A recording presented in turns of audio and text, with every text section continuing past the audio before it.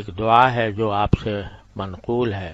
کہ آپ نے فرمایا اللہم انی اسألک صحۃ فی ایمان و ایمانا فی حسن خلق و نجاحا تتبعہ فلاحا و رحمتا منک وعافیہ و مغفرتا منک ورضوانا او کما قال صلی اللہ علیہ وسلم۔ تو اس میں اللہ تبارک و تعالیٰ سے آپ نے ایک تو صحت مانگی ایمان کے ساتھ، یعنی صحت جو کہ لفظ ہے بڑا عام ہے، اس میں جسمانی صحت بھی داخل ہے، اس میں ذہنی صحت بھی داخل ہے، اس میں باطنی صحت بھی داخل، کیونکہ صحت کے معنی یہ ہے کہ کوئی بیماری نہ ہو، اور بیماریاں جس طرح انسان کو جسمانی ہوتی ہیں تو اسی طرح ذہنی اور نفسیاتی بھی ہوتی ہیں، اور اس سے زیادہ خطرناک باطنی بیماریاں ہیں، جیسے حسد ہے کسی سے، تکبر ہے، ریاکاری ہے، یہ سب باطنی بیماریاں ہیں، اور اللہ بچائے یہ ظاہری جسمانی بیماریوں سے زیادہ خطرناک، کیونکہ ظاہری بیماری کا اثر صرف دنیا کی حد تک محدود رہتا ہے، اور آدمی صاحب ایمان ہو تو وہ بیماری بھی اس کے لیے اجر کا سبب بن جاتی، اس کی وجہ سے انسان کے درجات بلند ہوتے ہیں۔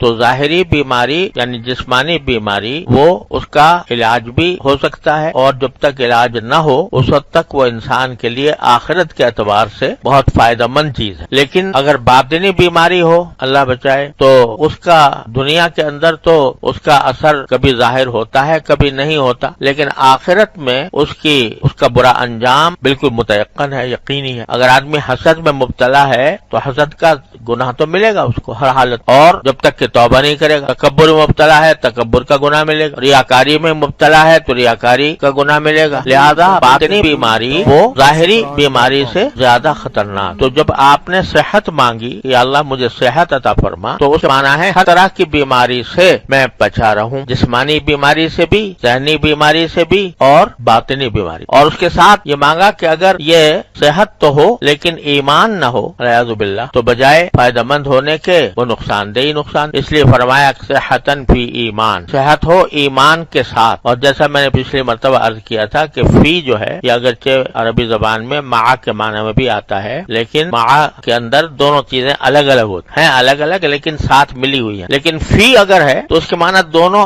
آپس میں گھلی ملی ہیں، اس میں دونوں کا وجود الگ الگ محسوس ہی نہیں ہوتا، بلکہ صحت کے ساتھ ایمان اس طرح گھلا ملا ہے کہ صحت بھی ہے اور اسی صحت کے ساتھ ایمان گھلا ملا ہے، اس معنی میں کہ بندہ جو ہے وہ اس صحت کو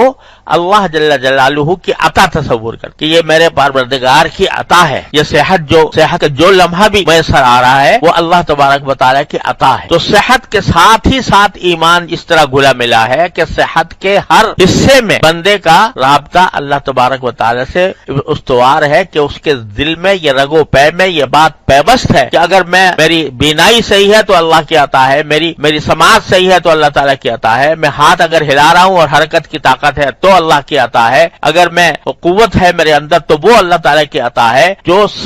یہ سارے تصورات اپنی صحت کے وہ اللہ تبارک و تعالیٰ کی عطا کے تصور سے گھلے ملے ہیں۔ نتیجہ اس کا کیا ہے کہ بندہ ہر وقت شکر گزار ہے، صحت کی ہر نعمت کا شکر گزار ہے، کہ یعنی اس کے جس رگ و پے میں یہ بات پیوست ہے کہ یہ صحت میرے پروردگار کی عطا ہے، لہذا یہ میں اس کا شکر۔ صرف اگر آدمی یہ بھی کہے کہ یا اللہ یہ آپ کی نعمت ہے، یہ بھی شکر، یا اللہ یہ آپ کی